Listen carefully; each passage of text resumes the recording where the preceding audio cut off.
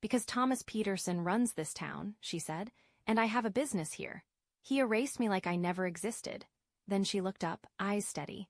But when I saw that Facebook post about you, a pause, I knew he was doing it again.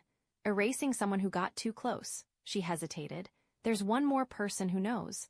I don't know if she'll talk.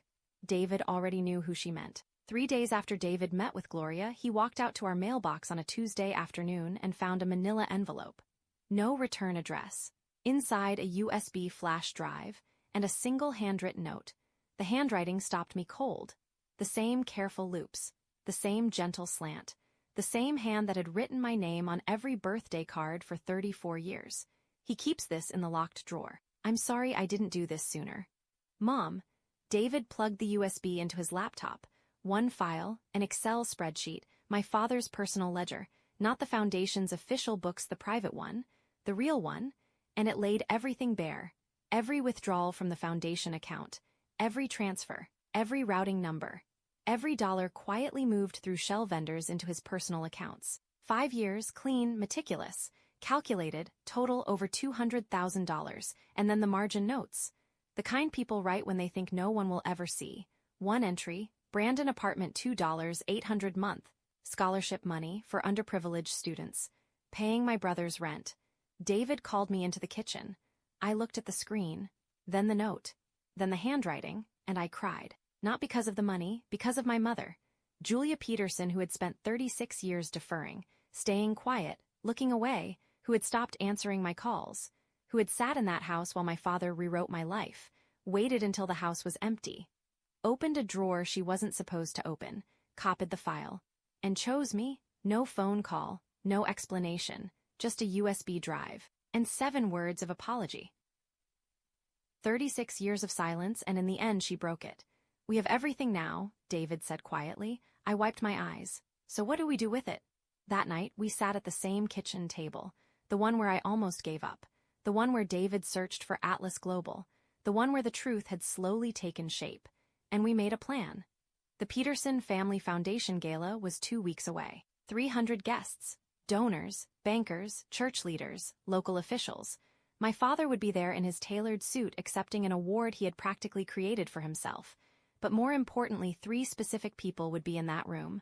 Robert Taylor, board chairman, attorney, Pastor Whitmore, Evelyn Miller, compliance officer at the Foundation's largest donor bank. David's plan was simple, elegant, unavoidable. No speeches, no confrontations, no social media. We would walk in hand each of them a folder and leave.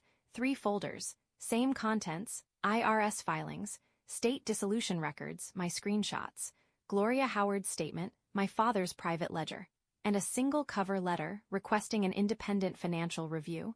Let them decide. Let the evidence speak. I'm not turning this into a revenge show, I told him. I don't want to humiliate him in front of hundreds of people. I just want the truth to have somewhere to land. David placed his hand over mine. We're not humiliating him, Emma. We're giving people the truth. What they do with it, another beat. That's on him. I looked at the stacks of paper. Let the documents talk. David nodded. The documents don't know how to lie. He printed everything at a FedEx office in the next town.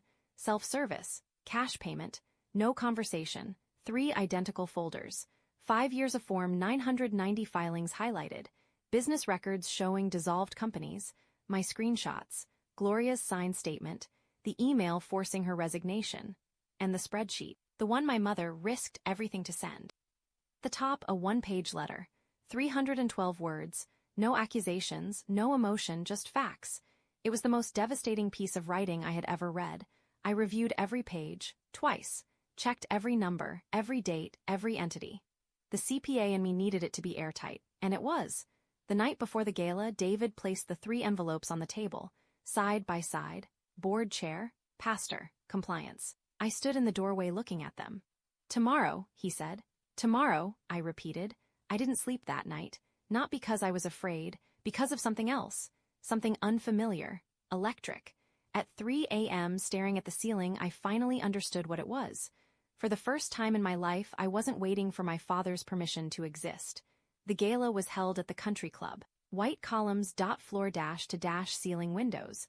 A chandelier in the foyer that probably cost more than my car. Hundreds of guests. Cocktail dresses, dark suits, crystal glasses. A string quartet played softly near the bar. Tables dressed in white linen. Peonies and candlelight. A banner stretched across the wall. 15 years of changing, young lives the Peterson Family Foundation. And at the center of it all my father. Navy suit, crisp shirt, Rolex catching the light with every handshake. He moved through the room like he owned it, because in a way he did. Every donor had written him a check.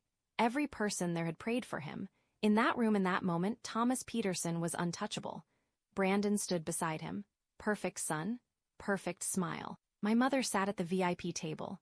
Black dress, hands folded, face still, too still. Pastor Whitmore was there. Evelyn Miller was there. Robert Taylor stood near the podium, bourbon in hand, all the right people, all in one place. David and I arrived at 7:45, no tickets. He parked at the far end of the lot, away from the Lexus, the Escalades, the BMWs. He wore a clean white shirt, pressed chinos. I wore a simple navy dress, not expensive, not flashy, just enough to say I belong here. He carried the bag, 3 envelopes inside. We walked through the doors, and no one stopped us. In a room full of people who had seen that post, no one recognized the disowned daughter, or maybe they just never expected her to come back. At 8:15, the MC stepped up. Booming voice, perfect smile. Ladies and gentlemen, it is my honor to introduce a man who has dedicated his life to this community. Applause filled the room. My father stood, buttoned his jacket, walked to the podium like the room had been built for him. He spoke beautifully, thanked donors, praised the board, told a story about a scholarship recipient who became a nurse. Our family has given everything to this mission, he said, and recently we've endured personal loss. A pause. But legacy isn't about what happens to you. Another pause. It's about what you build that outlasts you. The audience rose to their feet. Applause, admiration, belief. I looked at my mother. She was clapping, but her hands were shaking. That was the moment my father stood tallest. The polished image, the perfect legacy. The man everyone believed in. It was also the last moment it would ever be true. David waited for the applause to fade. He didn't rush, he never does. As the room broke into clusters and the first drinks were poured, he moved. Straight line, steady pace. No hesitation. Like a man walking a job site who already knows exactly where every fault line is. First stop, Robert Taylor, board chairman, bourbon in hand, mid-conversation. David waited. A natural pause, then Mr. Taylor. My name is David Collins. I'll only need 2 minutes. He held out the envelope. This contains information regarding the financial management of the Peterson Family Foundation. I'm not asking you to believe anything tonight. I'm asking you to read. Taylor took it, didn't smile, didn't question, but his grip tightened. Second, Pastor Whitmore. David leaned in slightly. Pastor, I apologize for not making an appointment. A pause, but I believe you'll want to see this before the evening ends. The pastor accepted the envelope with both hands, reverent like something sacred. Third, Evelyn Miller. Compliance, sharp eyes, still posture. Miss Miller, David said quietly, what's in here involves a senior officer at your bank. I believe your team will consider it urgent. She didn't sip her wine. She took the envelope. 3 envelopes. 90 seconds. No scene, no raised voices, just gravity changing direction. Across the room my father saw it. First, David with Evelyn. Then Taylor already opening the folder. Then Whitmore reading the cover letter. My father set down his crystal award and started walking. But it was already too late. He caught David near the dessert table. Silver trays, perfectly arranged pastries. His hand closed around David's arm. Controlled, tight. His smile stayed, his eyes didn't. What do you think you're doing? He said under his breath. David didn't move. It's a charity gala, he said calmly. Seems appropriate to share information about the charity. You have no idea who you're dealing with? David met his eyes. No, he said, I have the documents. Atlas Global Consulting Group dissolved. Still paid. Integral Harper same. Stewart Advisory Group same. Each word landed like a hammer. All checks signed by you.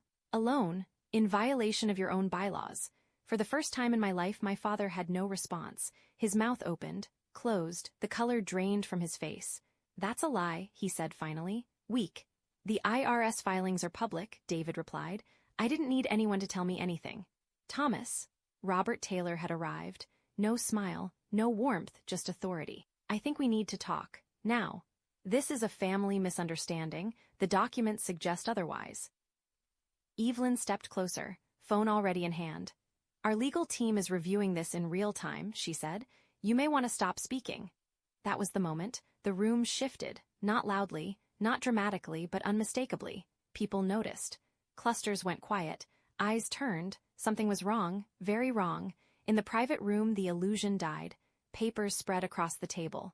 Highlighted. Organized, impossible to ignore. Form 990S dissolution records. Screenshots, Gloria's statement, and the spreadsheet, the one he thought no one would ever see. Evelyn read first. Fast, precise, then slower, then again. $214,000, she said quietly. Silence. Taylor tapped the page. And this? Brandon apartment $2, 800 month. Every eye turned.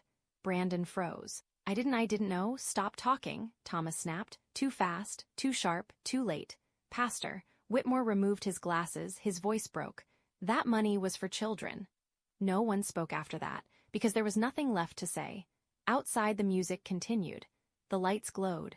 The banner still read, 15 years of changing young lives inside a man's entire life. Collapsed under the weight of paper. That night Thomas Peterson was suspended. Immediately, the foundation accounts frozen, the award left on the podium. Unclaimed. Within 48 hours, the bank launched a formal investigation. Within a week, he was terminated. 31 years. Gone. The church removed him. The board replaced him. The state opened a case. And the Facebook post, it stayed up. But now people read it differently.